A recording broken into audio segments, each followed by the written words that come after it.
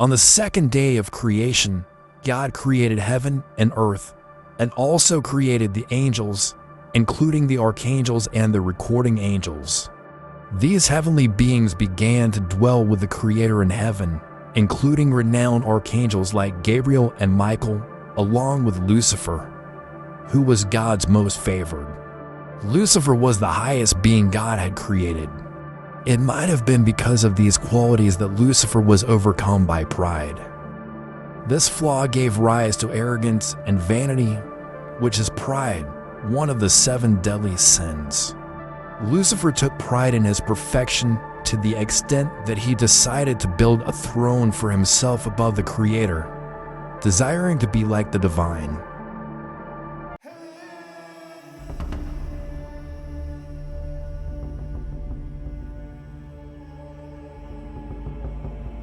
Before we continue, if you're finding this content enlightening, make sure to like, share, and subscribe to Daily Bible Sacred. Your support helps us bring more insightful content to you.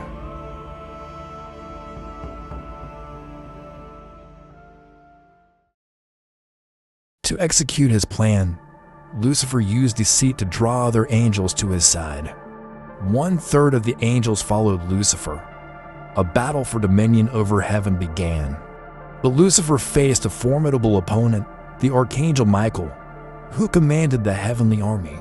In this decisive battle for the fate of the universe, the world was shaken. The angels began to suppress the rebellious entities. They were defeated one by one. Realizing the urgency, Lucifer transformed into a powerful dragon to fight against Archangel Michael. Michael wielded a blazing sword and donned the glorious light bestowed by God, causing Lucifer to continuously fail. Although Lucifer was very powerful, due to the change in his own beliefs, he lost God's blessing, resulting in a severe decline in his fighting strength. The final outcome became clear. Lucifer and the fallen angels were expelled from heaven. Their fall caused them to become even further estranged from the Creator. Ultimately, the rebels were known as fallen angels. Lucifer, as the leader of the rebellion, received a severe punishment. Once beautiful and radiant, he became ugly. There was no place left for him in both the mortal world and heaven, so he had to use his power to create a new dwelling place, which was hell.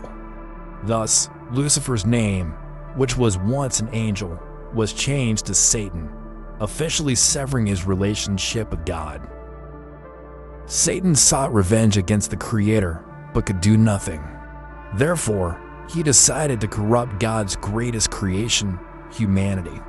He took the form of a serpent and entered the Garden of Eden to persuade Eve to eat the forbidden fruit. Consequently, Adam and Eve were expelled from paradise, causing humanity to be separated from the Creator. Traditionally, we know that Eve was the first woman in the world.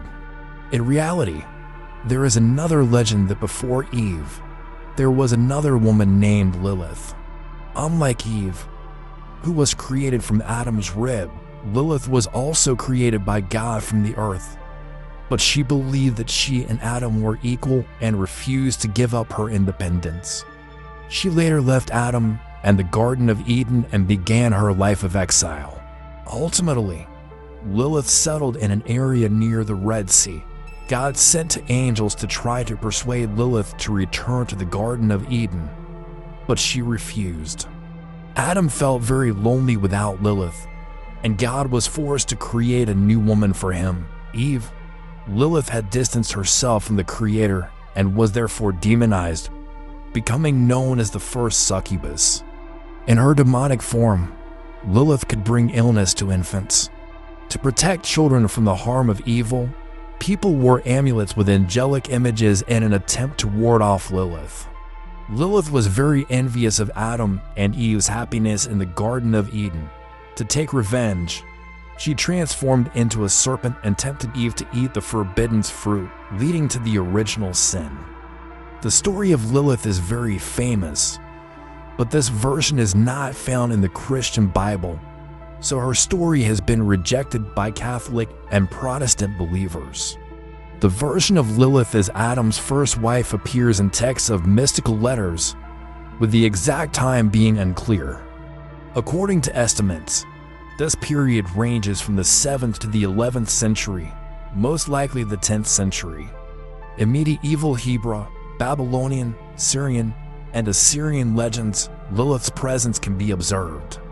In Mesopotamian culture, Lilith is depicted as an evil deity, and when related to the moon, she is considered a goddess with many faces, her face changing with her emotions. Sometimes, she is also regarded as a goddess of renown. Some theories suggest that Lilith is not included in the Bible because she was intentionally excluded during the councils that decided the canonical books of the current Bible. Lilith, as an independent and strong woman, contrasts with the patriarchal power structure in Jewish and Christian culture. Thus, many feminists revere Lilith, considering her the first feminist. This movement claims that Lilith, like many other women throughout history who have tried to resist patriarchy, was unjustly demonized. Whether as an image of a demon or a symbol of women's struggle, the story of Lilith remains a subject of much debate and creative expression. The Bible predicts that in the end times, a malevolent figure known as the Antichrist will appear, who will be the greatest adversary of Jesus upon his return. Most people consider the Antichrist to be the son of Satan. Like Christ, he will come into the world from the womb of a woman. This being, half human and half demon, will disguise himself as another human, awaiting the final judgment, making it difficult for people to recognize him as the son of the devil. He will not reveal his true origins, nor his intentions. His power will be stronger as people's faith in the power of Satan decreases. In other words, the less people believe in Satan, the stronger he will become. When God says in the book of Exodus, "I am that I am," the Antichrist will say, "I am that which does not exist." Seeking signs of the Antichrist among people according to the basic signs of evil is essentially futile. To conceal himself, the Antichrist may perform the most benevolent actions, with the ultimate goal of destroying the work of the Creator. The Antichrist will then use his influence to convince people that this kingdom truly has no divinity. The only world is the world we live in. By denying the existence of heaven, he will make those who do not truly believe in the Creator also believe that hell does not exist. Those who do not fear hell will be more susceptible to temptation from demons. The Antichrist will become more powerful and influential as the final judgment approaches. He will become a prominent public figure, and his words will attract millions of souls to join the ranks of Satan. By denying heaven and hell and promoting absolute freedom, the concept of good and evil will also be denied, making everything permissible. All values taught in the Bible will be rejected as rotten dogma, hindering human development and causing chains for humanity. The Antichrist will also possess extraordinary qualities, being a genius intellect with excellent oratory skills. His political talents will help him wield significant influence. Under the leadership of the Antichrist, a new religion will emerge, which will deny Jesus as the prophesied Messiah and declare that he himself is the only Messiah with authority over all nations. Some say that the influence of demons could even reach the throne of St. Peter in Rome, infiltrating the church and attempting to destroy true faith. Like a wolf in sheep's clothing, he will distort the word of God and lead people away from the Creator. The Antichrist will counterfeit genuine miracles to replace Christ, marking people with the mark of the beast 666. When the children of perdition reach the height of their power, they will be punished by God. When many people submit to his will, Jesus will ultimately return to save the souls of those not tempted by Satan.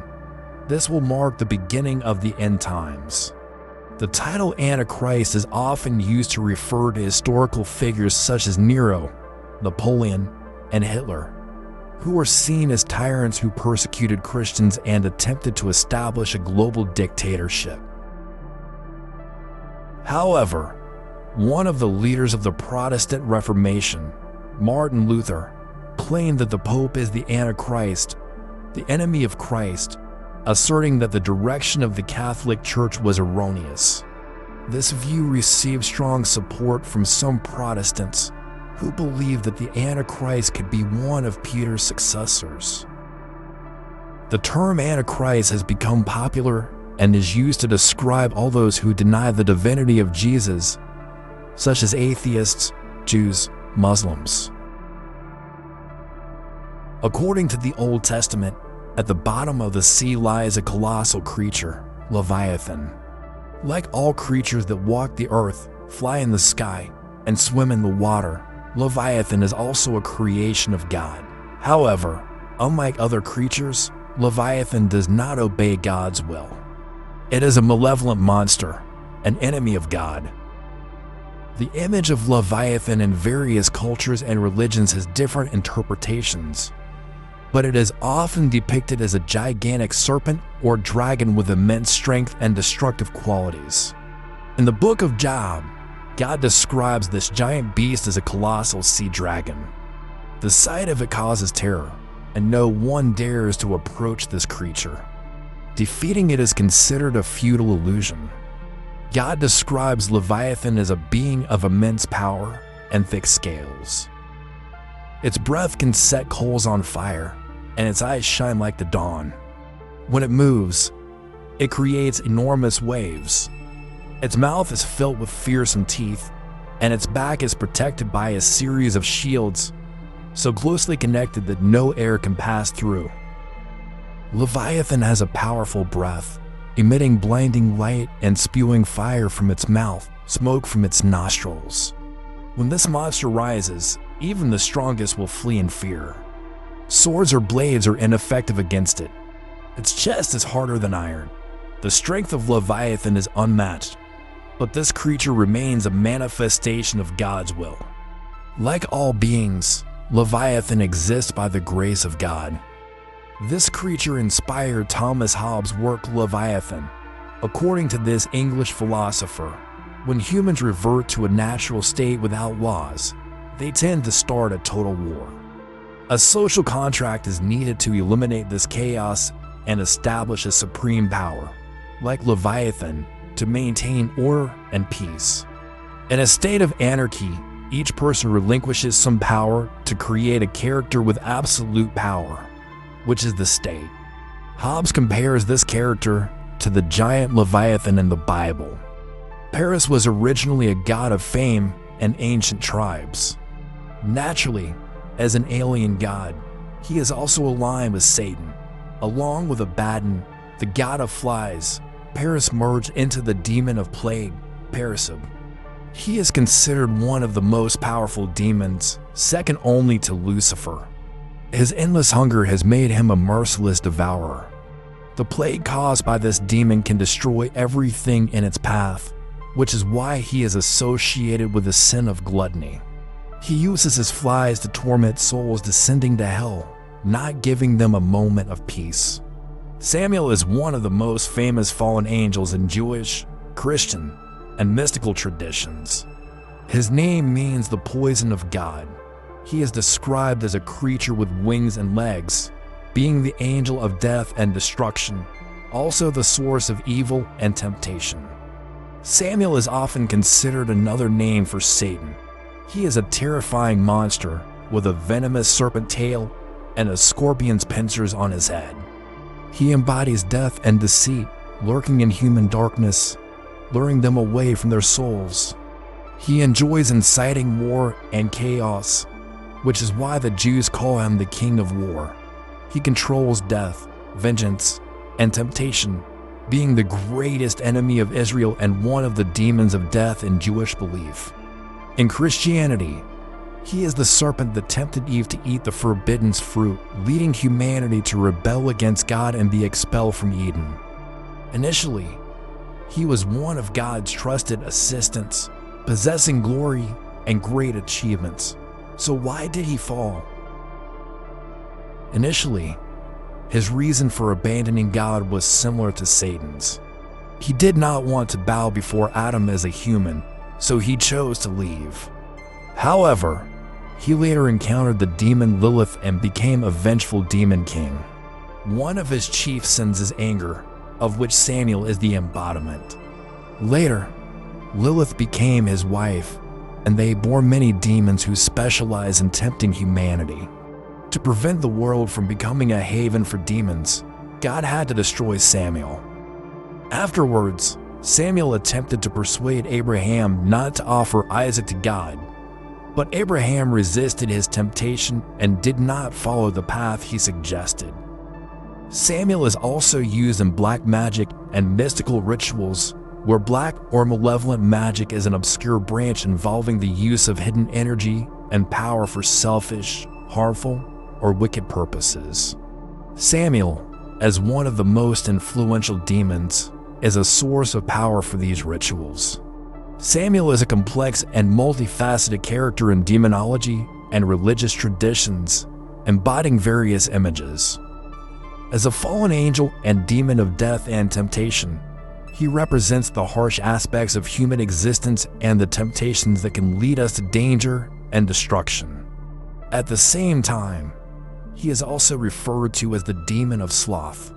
According to some legends, when Lucifer's rebellion erupted in heaven, Samuel did not participate in the rebellion nor support God's army. Due to his inaction, he is also considered a traitor and was cast down to hell.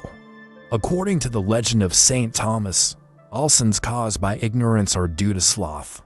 Influenced by Samuel, humans prefer to avoid hard work. Samuel is then depicted as sitting on a toilet, considered the throne of hell, with his excrement becoming his offering.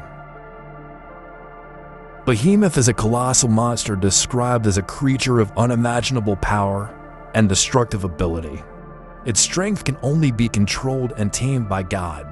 The story of Behemoth originates from Jewish and Christian traditions. Appearing in the book of Job in the Bible, throughout the text, Behemoth is depicted as an earthbound creature of incredible size. It serves as an example of God's grandeur and power. This creature is often conceptualized as a gigantic monster with features of a hippopotamus, elephant, and rhinoceros, sometimes also described with reptilian or dragon-like traits. Over time, it has become a symbol of fear and terror. Various cultures have integrated this legend into different myths. Today, it often symbolizes the earth. In apocalyptic literature, such as in the Book of Baruch and other unofficial Jewish and Christian texts, Behemoth and Leviathan are described as representatives of enemies or chaos. In these documents, it is believed that they will be defeated by God or his representatives on the day of final judgment. Their symbolic meaning in the Bible can have various interpretations.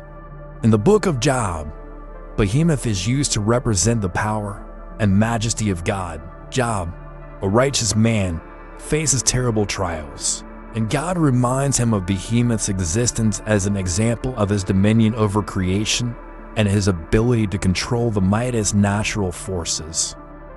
Azazel was originally an angel but became a fallen angel after betraying God. After his fall, his light was tainted and he mated with women on earth, resulting in the birth of the Nephilim. Due to the destructive actions of the Nephilim, God sent a flood to drown them all. In hell, Azazel is the king of the goat demons. When humans are influenced by him, they often fall into idol worship. Baal, a demon in Jewish and Christian mythology, is often described as the prince of darkness and a deceptive demon. His name first appears in the Hebrew Bible, often translated as worthless or ungoverned. Over time, the concept of Baal evolved into a fearsome demon, depicted as a dark angel and malevolent leader opposed to light forces such as the angel Michael or God himself. In the New Testament, particularly in the letter to the Corinthians, the term Baal is used as an embodiment of evil. The conflict between Christ and Baal is irreconcilable. He has a prominent position in some unofficial and spurious texts, such as the Testament of the 12 Patriarchs and the Ascension of Isaiah, often depicted as a corrupting influence or instigator of crime. In Christian demonology, Baal is often considered one of the chief demons of hell. Some 16th and 17th century demonologists claimed he was created after Lucifer and was considered an equal counterpart in evil. He is the 68th demon in Arsgodia, described as a powerful king, a handsome man sitting on fire, with a pleasant voice, loyal to anyone who calls his name. He can grant great knowledge and wisdom to those who call him, making their wishes come true. But he can also be extremely dangerous, leading the caller to destruction. Baal is often associated with deceit and lies, with some sources describing him as the father of lies, in complete contrast to truth bearers like the angel Gabriel.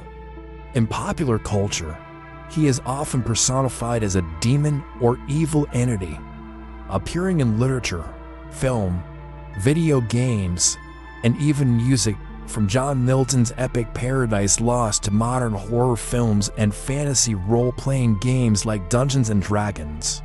Asmodeus is considered one of the most powerful demons of hell, associated with the sin of lust. He is known for leading the inhabitants of Sodom into depravity, resulting in the city's destruction by God's wrath. He also appears in the Book of Tobit, where he has a powerful influence over Sarah, causing her husbands to die on their wedding night. Eventually, with the help of the angel Raphael, Tobit successfully drives Asmodeus back to hell. Mammon is one of many pre-Christian deities who later became associated with the sin of greed. He is depicted as an aging noble with distorted features, always clutching his purse. He built a massive palace in hell, filled with gold and used by Satan. The ignorant and greedy mistake it for heaven, but they actually find doom there. Jesus opposed the worship of money, and Mammon embodies that opposition. One cannot serve both Mammon and God. Those who do will fall into the endless pursuit of money and material wealth and thus will not find the path to heaven. Finally, there is Satan, the most powerful demon in Jewish Christian culture, depicted as a red creature with horns and a tail. His name means the adversary, standing in opposition to everything that God and Jesus represent. In the battle for human souls, he is always in opposition to God. Traditionally, Satan is often associated with Lucifer. As a demon, he represents all-encompassing evil. The Bible recounts a day when God was visited by Satan, the accuser. God introduced Satan to Job, a man of great piety and loyalty. Job's soul was far from being touched by Satan. However, Satan believed that Job's loyalty was only due to his hope for God's grace, as he had everything and desired more. Satan wagered with God that without his grace, Job's faith would turn to ashes. Of course, Satan lost the bet. Despite enduring much suffering, Job refused to curse the Creator. Satan is most famous for his encounter with Jesus. Led by the Holy Spirit, Jesus went into the desert and fasted for 40 days and nights. When hunger set in, Satan turned stones into bread, but Jesus resisted the temptation. Satan then challenged Jesus to throw himself from a mountain to see if angels would save him. Jesus replied that one should not test God clearly. These deceptions were seen through by Jesus. Finally, Satan offered Jesus all the kingdoms of the world if he would worship him as the king of hell. Jesus still rejected this temptation, declaring that he would worship only God and denying Satan. The Creator would send his Son to earth to prepare for the final judgment. Satan is not exclusive to Jewish Christian culture. This malevolent entity also appears in Islam, where he is known as Iblis, an evil spirit created from fire. Iblis harbors great hatred towards humanity, and his sole mission is to lead humans away from God. Those who follow Satan and forsake God will be cast into the fires of hell and receive their just punishment. Whether in Christianity, Judaism, or Islam, Satan always exists, trying to lead humanity astray from the path of goodness and justice.